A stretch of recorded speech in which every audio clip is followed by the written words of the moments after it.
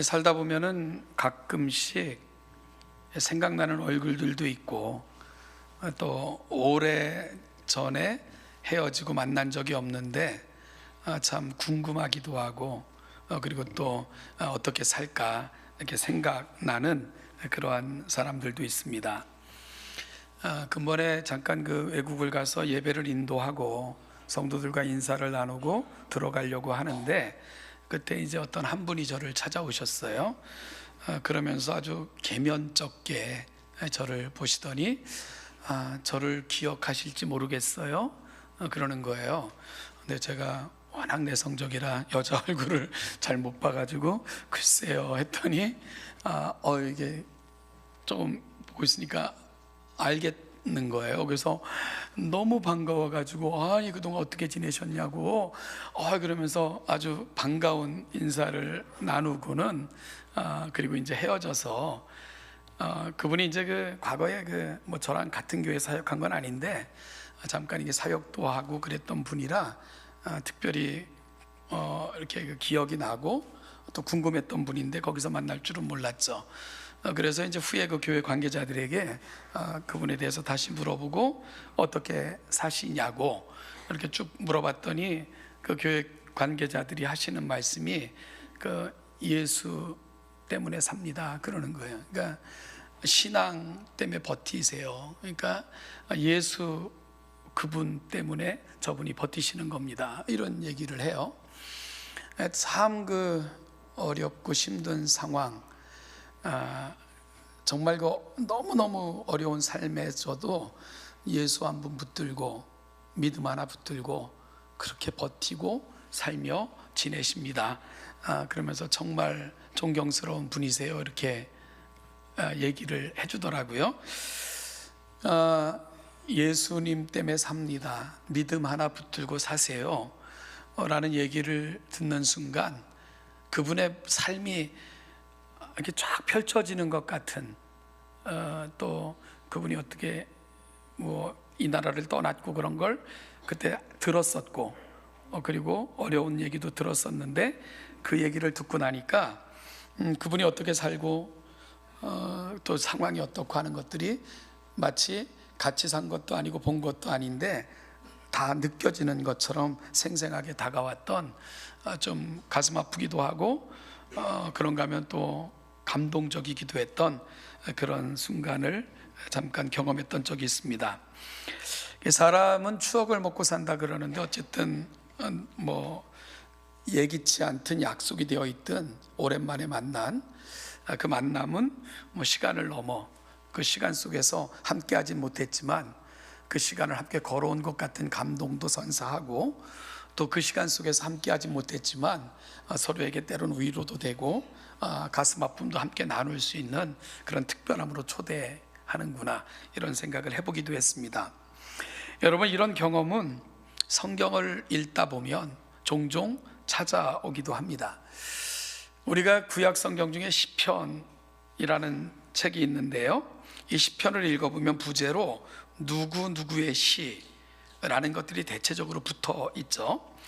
많은 시편이 다윗의 시로 되어 있는데요, 그 중에도 시편 50편이나 73편에서 83편은 아삽의 시라고 부제가 붙어 있고요, 42편, 44에서 49편, 84, 85, 87, 88편은 고라 자손의 시라는 부제가 붙어 있습니다.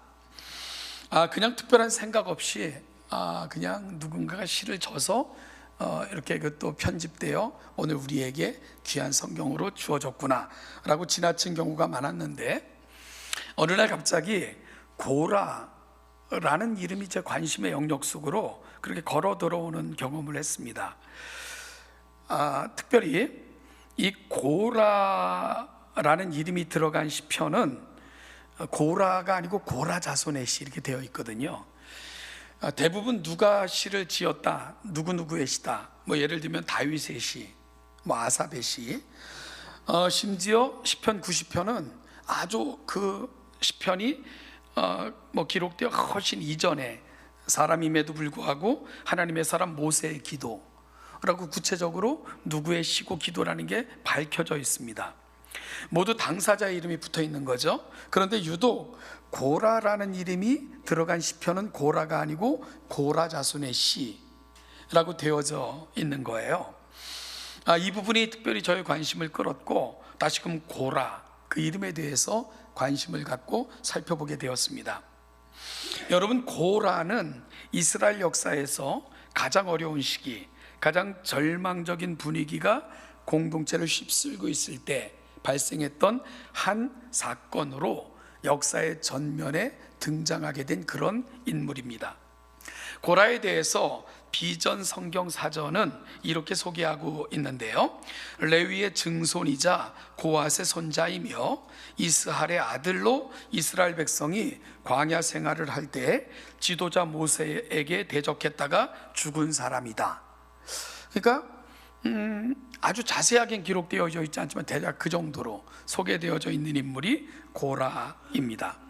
고라를 레위의 증손이자 고핫의 손자이며 이스할의 아들 이렇게 소개하고 있고요. 여러분, 고라는 레위 지파에 속해 있는 거예요. 그 지파의 시조인 레위는 게르슨, 고랏, 무라리라는 세 아들을 두었는데 그중 고라는 고핫의 증손자가 되는 사람입니다. 그러니까 나름 고라는 레위 지파에 속한 정통성 있는 유대인인 거죠.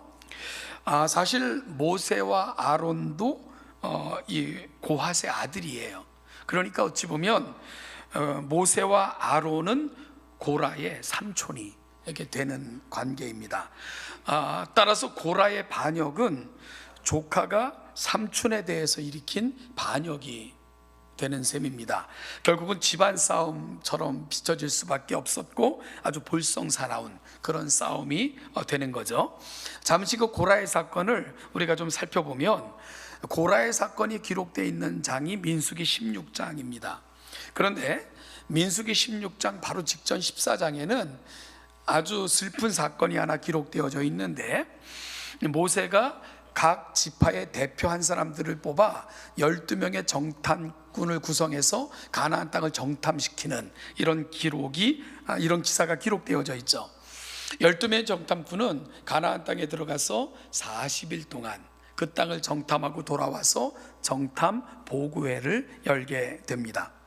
여러분, 여호수아와 갈렙도 그 12명의 그 정탐꾼 속에 포함되어져 있었는데 그들은 백성들 앞에 서서 하나님이 주신 땅은 심히 아름답다, 그러니 빨리 들어가서 그 땅을 취하자라는 믿음의 보고를 하게 되죠. 그런데 그 외에 10명의 정탐꾼들은 그 땅 거민은 강하고 우리는 메뚜기와 같고 우리는 그들의 상대가 되지 않는다, 그래서 그 땅을 취할 수 없다 하는 불신앙의 보고를 하게 됩니다. 군중들은 누구를 따랐을까요? 10명의 정탐꾼의 보고에 귀를 기울였고요, 그들의 생각을 좇아서 모세와 아론에게 불평하기 시작을 했고, 심지어 일군의 무리들은 모세와 아론을 죽이고 다른 지도자를 세워 애굽으로 돌아가자 하는 것까지 이른 그런 비극적인 사건으로 연결이 되게 됩니다. 결국 하나님께서 개입하셔서 그들을 그렇다면 너희들의 말과 같이 하면서 광야로 돌아가라 라고 명령을 하셨고요.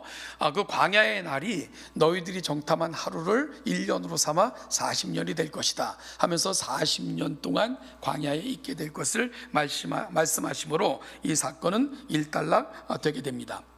여러분, 그런데 이 사건 이후에 이 백성들은 아주 심각한 그런 상황에 처해지게 되는데, 이 가나안 땅을 목전에 두고 가나안 땅이 아닌 광야로 돌아가서 광야에서 이 40년이라는 의미가 커요. 그건 한 세대를 의미하는 거거든요. 그러니까 한 세대가 죽기까지 가나안 땅에 다시 들어가지 못한다 하는 심판 앞에서 그들의 심정은 어땠을까 한번 생각을 해보게 되는 거죠. 그 상심이 얼마나 컸겠고 얼마나 낙심천만했겠는가 라는 생각이 드는 지점입니다.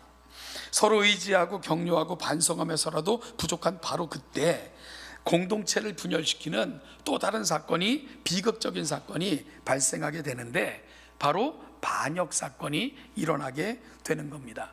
그렇잖아도 어수선하고 그렇잖아도 낙심하고 정말 낙심천만한 그런 상황 속에서 또 다른 사건이 발생하게 되는 거죠.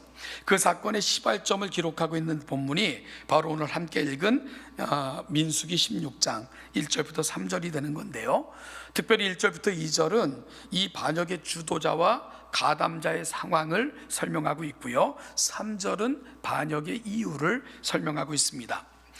주동자는 고라였고요, 단과 온이 합류하였고 각 지파에서 이름 있는 지휘관 250명이 동조하여 반역이 발생하게 되는 거죠.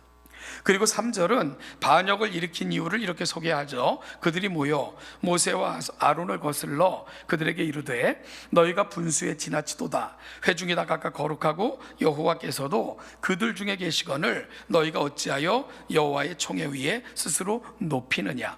이것이 그들의 반역의 이유였는데요, 이들이 반역을 일으킨 이유보다 모세가 후에 하나님의 말씀을 받아 전한 부분을 보면 그들의 반역의 이유가 좀 더 분명해집니다. 9절부터 10절인데요 이스라엘의 하나님이 이스라엘 회중에서 너희를 구별하여 자기에게 가까이 하게 하사 여호와의 성막에서 봉사하게 하시며 회중 앞에 서서 그들을 대신하여 섬기게 하심이 너희에게 작은 일이겠느냐. 하나님이 너와 내 모든 형제 레위 자손으로 너와 함께 가까이 오게 하셨거늘 너희가 오히려 제사장의 직분을 구하느냐. 결국 모세의 말을 통해서 그들이 왜 반역을 일으켰는가 하는 이유를 살펴보니까 불만을 가진 거예요. 그러니까 왜 아론과 그의 자손들이 제사장의 직분을 독점하고 우리도 똑같이 레위 자손이거늘 왜 우리는 성전의 허접한 일만 감당하느냐 하는 것이 반역의 이유였던 것을 모세의 설명을 통해서 알게 되는 거죠. 이러한 야욕을 숨긴 채 마치 모세와 아론이 지나치게 회중들을 위해서 권력을 행사하는 것처럼 왜곡했고 이에 동조하는 많은 사람들을 규합하여 그들은 반역을 일으키게 된 것입니다. 결국 반역의 본질은 제사장 직분에서 제외된 사람들이 불만을 품고 일으켰던 그러한 그것이 원인이었고요, 그것이 마치 모세가 모든 권력을 쥐고 쥐락펴락하면서 자기 형 아론에게 이와 같은 직분을 몰아준 것처럼 호도함으로 많은 사람들이 반역에 가담하게 된 것입니다. 여러분, 사실 모세가 좋아서 이 일 시작한 거 아니잖아요. 아론이 좋아서 시작했습니까? 하나님께서 가라 하니까 결국은 머뭇머뭇거리다가 아론까지 붙여주면서 이 일은 네가 해라 라고 명령하셨기에 모세가 이 일을 감당하는 거 아니겠습니까? 그런데 이 모든 직분을 하나님이 주신 것에도 불구하고 바로 고라와 단오는 이것이 모세가 권력을 휘두름으로 자신들이 소외되게 당하고 권력으로부터 소외당한 것처럼 그렇게 이제 호도하여 이 반란이 일어나게 된 것입니다. 이 사건이 어떻게 진행됐는가 시간상 중략하고요, 하나님이 개입하시죠. 그러고는 향로를 각각 하나씩 가지고 오라 하면서 하나님께서는 그 향로의 어떤 그 구별을 통해서 모세와 아론의 편을 들어주셨고요, 그리고 고라를 비롯한 또 250명의 사람들은 땅이 갈라져 그 속에 매몰되고 또한 땅이 닫힘으로 그렇게 함몰되어지는 방식으로 그들은 심판당하는 것으로 이 반역의 사건은 마무리되게 됩니다. 이렇게 해서 고라와 그의 반역의 무리들은 하나님의 심판으로 일단락 되게 되는 거죠. 그런데 이 사건이 그리 간단하게 끝나지는 않아요. 이후에 백성들의 불평과 불만, 원성이 높아지는 그런 계기가 됐고요, 지금까지는 그 지도력을 조차 잘 쫓아왔던 사람들이 이 일로 말미암아 방자행하는 그런 사람들도 생겨나게 됩니다. 그리고 또한 무리들을 소동시켜 모세와 아론에게 대적하는 그런 일들로 연결이 되고요, 그러자 그 모습을 보시는 하나님께서 너무 아파하시면서 모세야, 내가 저들을 다 심판하고 너에게 새로운 백성 줄 테니까 그들을 데리고 새 민족을 만들라 라고 말씀하실 정도로 하나님께서 아파하시고 분노하셨던 사건이 뒤어 이어지게 됩니다. 됩니다. 그럴 때 모세가 땅에 엎드려 하나님, 이 백성들에게 그렇게 행하시면 하나님의 명성과 하나님의 백성을 하나님이 죽였다 세상에 그 소문 날 텐데 하나님 안 됩니다. 물론 하나님의 슬픔을 모세가 대변하고 있는 거죠. 그래서 또다시 모세의 기도를 들으신 하나님께서 백성들을 용서하시고, 어쨌든 이 고라의 사건으로 인하여 촉발된 그 분위기는 일파만파 공동체를 위태롭게 하고 위험하게 만든 그런 요인이 되어줬던 것이 바로 고라의 반역 사건이었고 그 위에 미쳤던 파장이었습니다. 그런데요, 여러분, 이 사건은 후에도 이스라엘 백성들에게는 매우 큰 아픔으로 그리 남아 있었던 것처럼 보입니다. 그래서 민수기 27장으로 가보면 슬로보앗의 딸들의 에피소드가 잠깐 성경의 역사 속에 이렇게 기록되어져 있는데요, 민수기 27장은 약 40년이 지난 이후에 기록입니다. 그 슬로보앗의 딸들이 이제 모세에게 나와요. 그런데 슬로보앗의 딸들이 모세에게 나온 이유는 이제 40년이 지나 가나안 정복을 앞에 두고 있는, 입성을 앞에 두고 있는 그 시점이거든요. 그런데 이 슬로보앗의 딸들이 모세에게 찾아와서 이런 요청을 하게 됩니다. 민수기 27장 2절부터 3절을 보면 그들이 회막문에서 모세와 제사장 엘르아살과 족장들과 온 회중 앞에 서서 가로되 우리 아버지가 광야에서 죽었으나 여호와를 거스려 모인 고라의 무리에 들지 아니하고 자기 죄에 죽었고 아들이 없나이다. 슬로보앗의 딸들이 누구의 이름을 거론하고 있습니까? 고라의 이름이에요. 그러면서 우리 아버지는 고라의 무리에 속하여 반역을 일으켜서 죽은 것이 아니고 우리 아버지는 그 반역의 무리에 속해 있지 않았고 우리 아버지는 자연스럽게 죽었는데 문제는 아들이 없다는 거예요.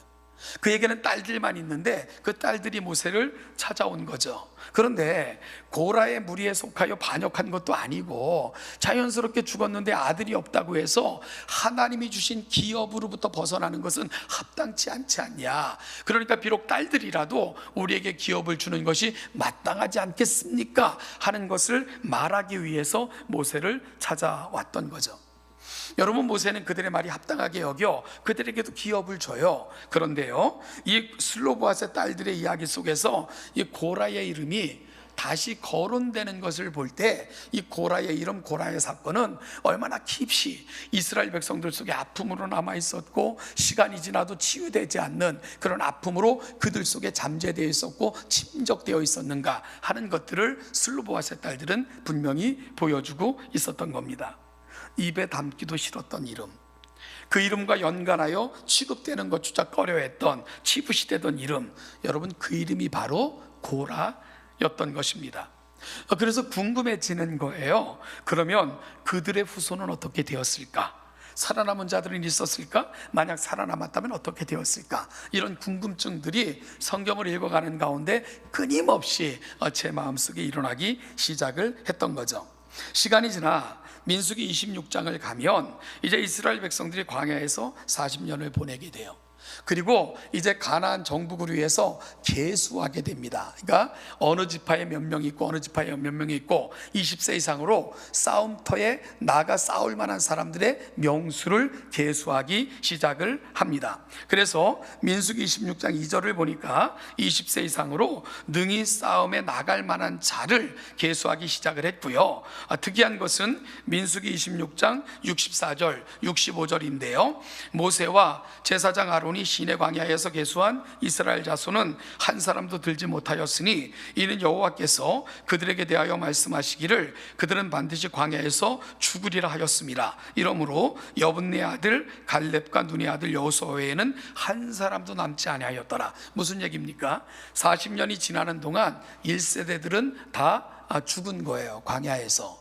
우리가 여기서 오해하지 말아야 될 것은 애굽에서 나온 사람이 다 죽었다 아닙니다. 20세 이상 된 사람 1세대들만 죽은 것이고요. 나왔을 때 젊은 세대는 여전히 살아 있었고 그리고 광야에서 태어난 세대들이 또 다른 세대로 합류하고 있었던 거죠. 그들의 모든 수를 헤아려 기록하고 있는 장이 민수기 26장이 되는 거예요. 그런데 이 각 지파별로 그래서 민수기가 계수하다 그런 뜻이잖아요. 이렇게 지파별로 쭉 계수하는 중에 우리의 주목을 끄는 그런 기록 앞에 서게 되는데, 민수기 26장 9절로 11절의 기록입니다. 우리 화면을 통해서 한번 같이 읽어볼게요. 시작.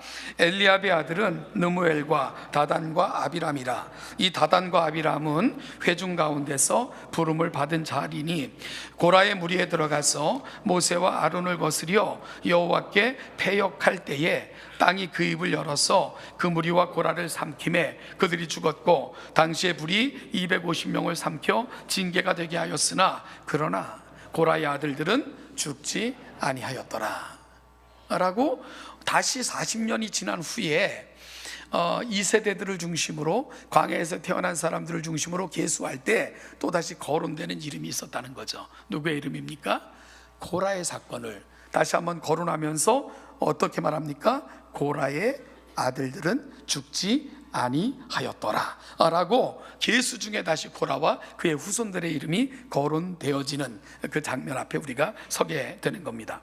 여기서 고라라는 이름이 3번씩이나 언급되므로 이 사건이 얼마나 큰 사건이었는가 하는 것을 다시 한번 확인해 주면서, 그럼에도 불구하고 고라의 아들들은 죽지 아니하였더라 라는 것을 통해서, 비록 아버지가 반역을 일으켰지만 그 반역의 무리에 포함되지 않았던 아들들은 여전히 살아 지금도 이스라엘 백성들 가운데 거하고 있고, 그들은 숫자가 이렇다 하는 것을 밝혀주는 것이 바로 민수기 26장이 가고 있는 자리입니다. 고라의 잘못에도 불구하고 그 사건과 직접적 관련이 없는 그 참여하지 않았던 자녀들에게는 여전히 하나님의 은혜가 흐르고 있었다 하는 것을 민수기 26장은 보여주고 있었던 거죠. 여러분, 이 아들들 아버지의 반역에 참여를 안 했기에 이들은 심판을 면할 수는 있었습니다. 그럼에도 이들이 고라의 자손으로 살아가는 것 어땠을 것 같다는 생각이 드십니까? 마치 친일파의 후예들처럼 살아갔던 것, 혹시 그들의 모습 아니었겠습니까? 매우 불편했을 것이고 부담됐을 것이고 위축될 수밖에 없는 그러한 삶을 살 수밖에 없었을 것입니다. 공동체를 위험으로 몰아넣었던 바로 그 자녀들, 그 아버지의 자녀들로 사는 것은 조금이라도 누군가가 억가심정을 가지고 누군가가 불편한 마음으로 그들을 대할 때 그 아비의 이름을 거론하며 그 아비를 보니까 이런 말들, 사람이 살아가는 세상 속에서 얼마나 말이 드름직한 말인가라고 생각을 할 때, 고라의 후손들로 살아가는 것은 그리 녹록한 삶은 아니었을 거다 짐작하고도 남음이 있는 거죠.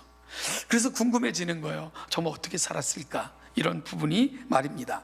여러분, 그렇게 시간이 지나 이제 이스라엘은 왕조가 세워지게 되었고요, 두 번째 왕으로 다윗이 왕으로 등극하게 됩니다. 다윗 왕은 특별히 예배에 관심이 많았습니다.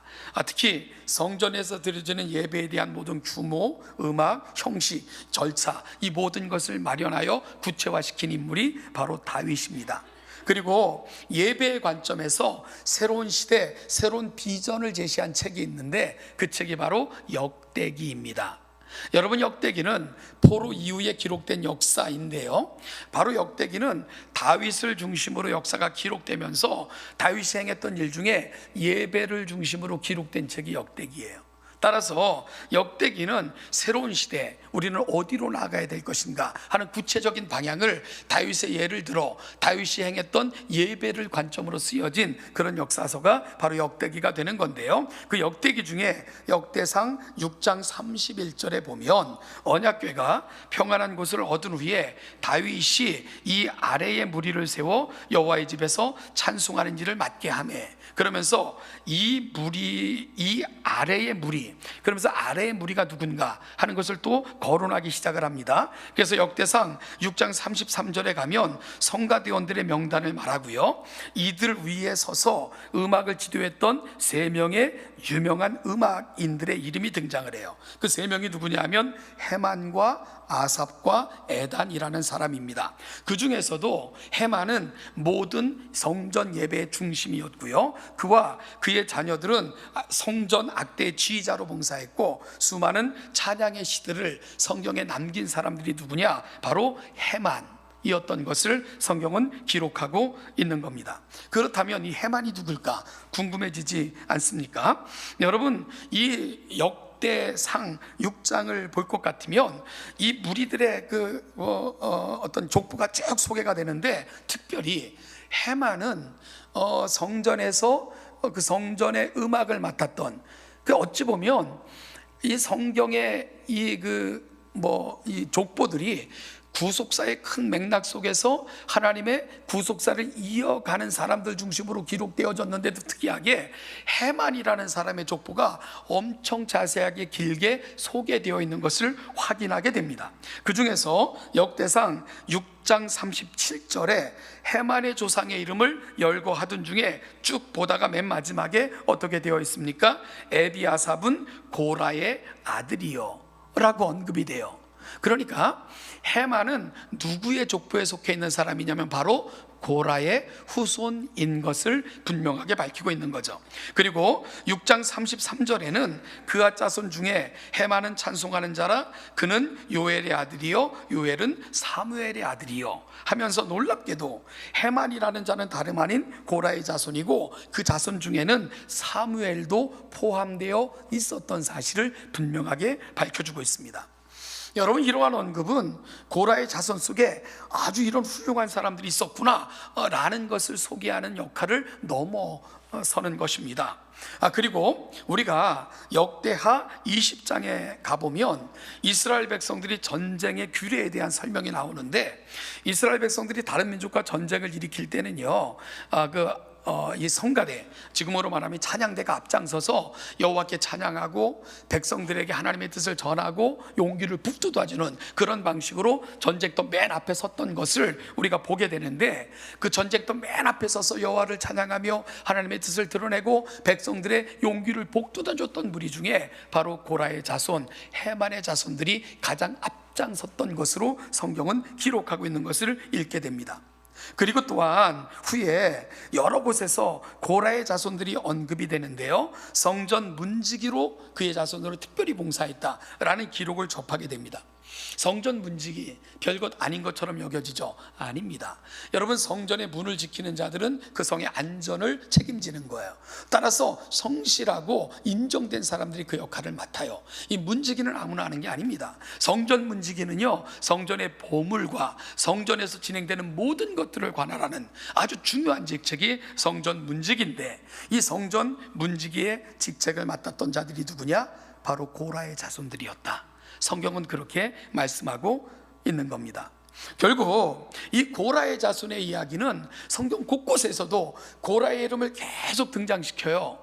뭐 그리 중요한 인물이라고. 여러분, 고라에게 중요성을 부여하는 것이 아니고, 고라는 죄로 말미암아 멸망받을 수밖에 없는 인생이었지만 하나님의 은혜는 그의 자손들에게 계속되어졌고, 그 자손들은 하나님의 위대한 역사에 참여한 하나님의 거룩한 자녀들로 그리 성장할 수 있었다 하는 것을 이 족보들은 보여주고 있고, 바로 고라 자손들의 이야기는 이 사실을 확증해주고 있었던 거죠.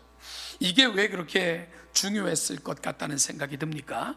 사랑하는 여러분, 역대기는 말씀드린 것처럼 포로 이후에 기록되어진 성경입니다. 이스라엘 백성들에게 있어서 포로 시기, 바벨론의 포로로 끌려간 사건은 모든 것이 상실되고 모든 것이 사라지고 소망이 다 없어진 것과 같은 그런 의미로 다가왔던 사건이에요. 성전은 무너졌고요, 레위인들은 다 사로잡혀갔고, 그리고 율법은 다 불타 없어졌던 가장 최악의 시기가 바로 바벨론 포로 시기였습니다. 이 민족에게 소망이 있나? 이 민족에게 더 이상 앞날이 있나? 궁금해하면서 그 시절을 버텨야 됐던 시기가 포로 시기였거든요. 그런데 포로 이후에 역대기라는 성경이 쓰여지면서 이스라엘 백성들에게 새롭게 도전을 해요. 그런데 그 역대기라는 책 속에 유독 많이 등장하는 이름이 있었다는 거죠. 그 이름이 누구냐면 바로 고라라는 이름이에요. 여러분, 고라라는 이름 그리고 그의 자손들의 이야기를 통해 성경 저자가 분명히 들려주고자 하는 메시지가 있는 거죠. 그게 뭡니까? 하나님의 은혜는 포기되지 않는다는 거예요. 고라지만 멸망받은, 멸망으로 끝날 수밖에 없는 수치스러운 이름이지만 하나님은 그 자녀들에게 은혜를 베푸셨고 그 자녀들을 통해 여전히 일하시며 위대한 하나님의 역사에 참여시켰던 것처럼 하나님의 역사는 이 민족과 이 땅에도 계속될 거다. 결국 그 하나님의 이야기를 들려주는 그 이름이 있었으니 바로 고라 자손들은 그 이야기를 들려주는 역할을 하고 있는 겁니다. 여러분, 따라서 고라의 이야기 그리고 그 자손들의 이야기, 그들의 이야기 속에는 아픔이 있어요. 슬픔이 서려 있습니다. 그리고 좌절이 있고요. 그리고 그렇게 끝날 수밖에 없을 것 같은 아찔함이 스며들어가 있는 이야기가 바로 고라라는 이름 속에 담겨져 있게 되죠. 여러분, 그럼에도 불구하고 하나님은 그들의 자녀들을 지키셨고 보존하셨고 다시금 하나님 앞에 위대한 이름으로, 아름다운 이름으로, 하나님의 역사 속에 참여한 귀한 이름으로 세워주셔서 그들을 통해서도 영광을 받으셨던 사건, 우리가 이 고라의 이야기를 통해 오늘 이 시대를 살아가는 저와 여러분들에게는 어떤 도전을 부여하고 있을까? 이 이야기를 통해 우리가 받아야 될 도전은 뭘까? 저는요, 첫째는 고라는 잘못된 판단과 교만으로 반역하는 무리의 대표적인 이름이 되었지만 어려서 그런지 아니면 뜻을 정하여 그런지 모르지만 그의 자녀들은 이 고라의 반역에 참여하지 않습니다. 그럴 때 하나님께서는 그 참여하지 않은 그 자녀들을 통해서 새로운 하나님의 역사를 시작하셨고 이루시고 위대하게 만들었다는 거죠. 따라서 오늘을 살아가는 우리 이 시대에 저와 여러분들에게 주는 도전이 있어요. 그게 뭐냐 하면, 하나님, 우리 살아가는 자녀들, 우리 다음 세대들이 죄를 극복하고 분별하고 판단하여 하나님 앞에 설 수 있는 건강한 세대가 되게 하옵소서 기도하며 양육할 책임이 저와 여러분들에게 있다는 것입니다. 지금 이 시대가 얼마나 험하고 복잡합니까?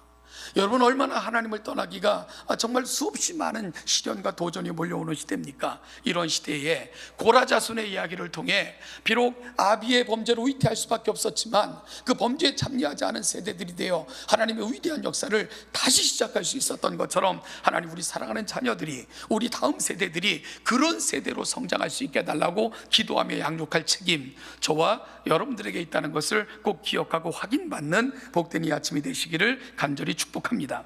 여러분 또한 부모로 인하여 의기소침하고 원망하고 주변의 따가운 눈총과 시선 견뎌야 됐음에도 불구하고 건강한 신앙의 세대로 성장했던 고라 자손의 이야기를 통해서 정말 그들은 성전에 가장 아름다운 노래를 지어 하나님 앞에 올려드리는 세대가 됐고요, 또한 가장 귀한 성전의 보물을 지키는 자들이 되었고, 또한 하나님 앞에 서서 앞장서서 그의 영광을 드러내는 세대로 그리 성장해 갔던 것을 보면서 하나님, 우리 자녀들이, 우리 가정이, 이 사랑하는 교회가 그런 세대, 그런 전통, 그런 은혜가 있는 가정 세대로 세워지게 해달라는 간절한 기도가 저와 여러분들 속에 있어야 되지 않겠습니까? 그것이 바로 고라 자손을 통해서 우리가 받을 또 다른 도전 아니겠습니까? 마지막으로, 그리스도인들은 팔자를 믿는 사람들이 아닙니다. 그리스도인들은 은혜를 붙들고 살아가는 사람들입니다.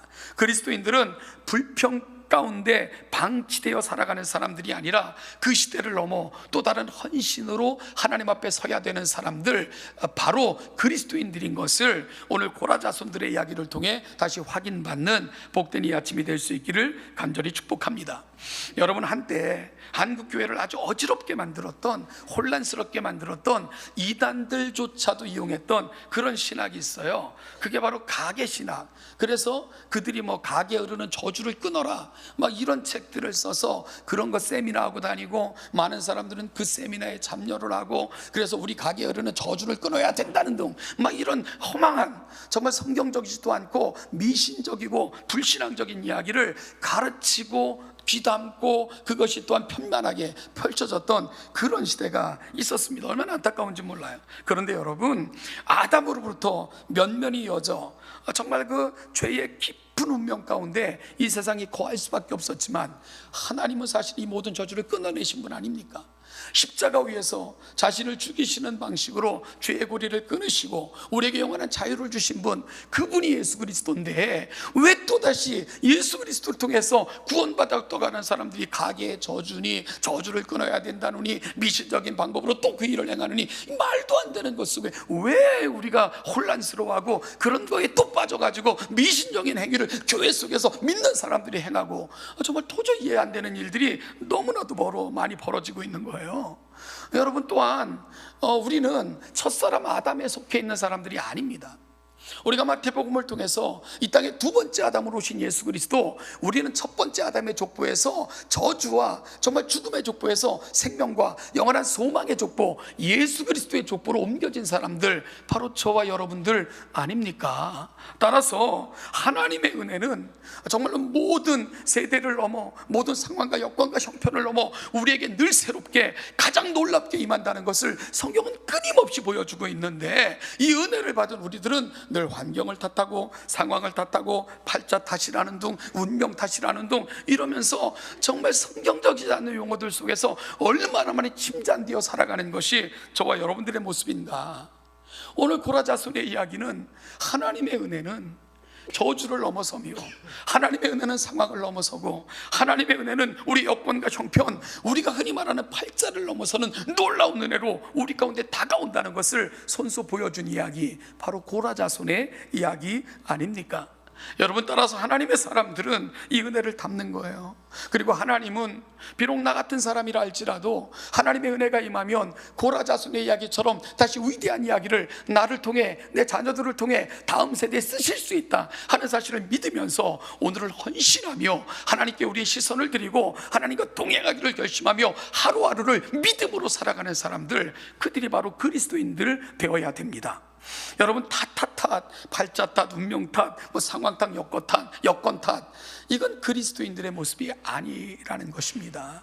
우리는 하나님의 은혜는 이 모든 것을 뛰어넘고, 오늘 고라를 넘어 고라자손의 이야기가 되게 하셨고, 그들을 통해서 가장 위대한 시가 쓰여졌고, 그 시를 읽을 때마다 우리의 감동이 있고, 그 자손들의 이야기 속에서 또 다른 하나님의 역사를 볼 수 있는 것처럼 하나님께 우리의 시선을 고정하면 하나님은 그렇게 일하실 수 있다 믿으시면서 믿음과 은혜의 터 위에 굳게 세워지는 우리 동천의 가정이 되시기를 주님의 이름으로 축복합니다.